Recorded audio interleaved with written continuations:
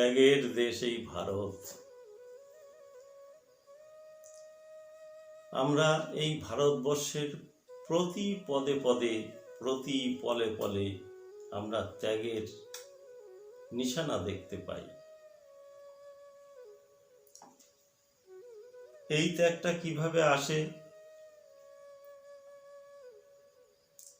আমরা মহাভারতে দেখতে পাই, পিতার সুখের লাগি যে দেশে বিশ্ব রহিল চিরকুমার, স্বেচ্ছায় পুরু বলিলেন জরা, আত্মসুখে জানিয়া সার। নিজের আত্মসুখকে সার করে দিয়ে, ছোট করে দিয়ে, মানে ত্যাগ করে দিয়ে পিতার সুখের জন্য এই দেশেরই চিরকুমার পুরু মহারাজ তিনি ত্যাগ করেছিলেন নিজের সুখকে। বিশ্বদেব পিতার সুখের জন্য নিজেকে ভীষ্ম তৈরি করেছিলেন, আত্মসুখকে বিসর্জন দিয়েছিলেন। কাম কামনার থেকে মুক্তি প্রাপ্ত হয়ে তিনি চিরকুমার হয়ে জগতে প্রতিভাত হয়েছিলেন। সেই দেশের কথাই আমরা এখানে বলছি। আজকে যে গত ভিডিওয়ে যে কাকা কাকিমার ত্যাগের কথা বলা হয়েছিল, সেই কথাগুলোই আমরা এখানে বিস্তারিত জানতে পারবো এটাই, কাকা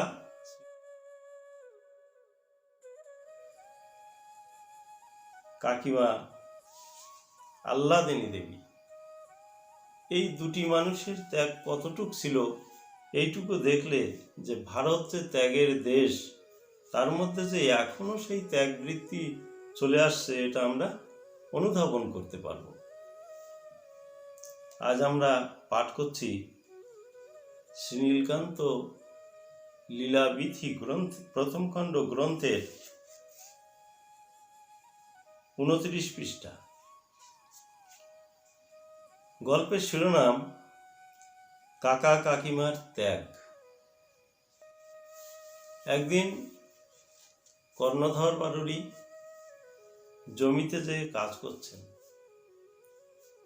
খেতে একাকী কাজ করছেন, আশেপাশে লোকজন নেই। যখন কাজ করছেন এক মনে একান্ত ভাবেই কাজ করছেন, এমন সময় দৈববাণী হলো। কর্ণধর তিনি চকিত হয়ে গেলেন, ব্যাপার কি, এখানে কেউ নেই, অথচ কর্ণধর বলে কে ডাকলো? সঙ্গে সঙ্গে আবার ডাকলো, কর্ণধর আমি ডেকেছি। চুপচাপ হয়ে গেলেন, অশরীরী ভাষা ভেসে আসছে। বললেন, দেখো আমি তোমাকে একটা কথা বলতে চাই। তুমি তোমার সন্তানকে চাও না তোমার দাদার সন্তানকে চাও? যদি তোমার দাদার সন্তানকে চাও, তোমার সন্তানকে হারাতে হবে। আর যদি তোমার সন্তানকে চাও, তোমার দাদার সন্তানকে হারাতে হবে। এখন তুমি ভেবে বলো কাকে তুমি চাও, একজনকেই পাবে। তিনি আর ভাবাভাবি কিছু না করে বলে ফেললেন যে আমি নীলকান্তকেই চাই। এই বলে মনটা খারাপ হয়ে গেল যে নিজের সন্তান তো আর থাকবে না। তিনি বাড়িতে আসলেন। বাড়িতে এসে স্ত্রী আল্লাদিনী দেবীকে, শুনেছ? বলে কি? আমি তো জমিতে এইভাবে কাজ করছিলাম, খেতে যেয়ে তখন একটা দৈববাণী হলো। তা দৈববাণীতে এই কথাটা বললো যে কর্ণধর তুমি নীলকান্তরে চাও না তোমার সন্তানকে চাও? যদি তোমার সন্তানকে চাও, নীলকান্তকে হারাতে হবে। আর যদি নীলকান্তকে চাও, তোমার সন্তানকে হারাতে হবে। এখন তুমি ভেবে বলো কাকে চাও। বলে, তুমি কি কইছো? আমাদের নীলকান্ত থাক। মনে নাই তোমার দাদার কথা?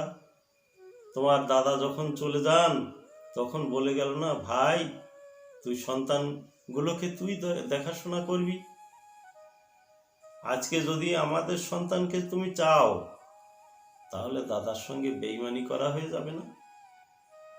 আমাদের ছল দিয়ে কি হবে? ছল অর্থাৎ ছেলে। আমাদের ছল দিয়ে কি হবে? নীলকান্ত যদি বেঁচে থাকে আমাকে তাতেই হবে না। নীলকান্ত যদি বেঁচে থাকে তাতেই তাদের হবে। কত বড় ত্যাগ! নিজের আত্মজকে বিসর্জন দিয়েও ভাইয়ের আত্মজকে কাছে রাখছেন।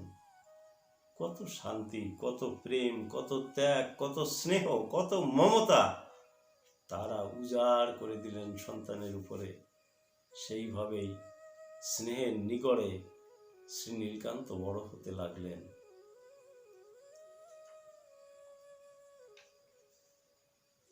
এই হলো ভারতবাসীর ত্যাগ, ভারতের ত্যাগ।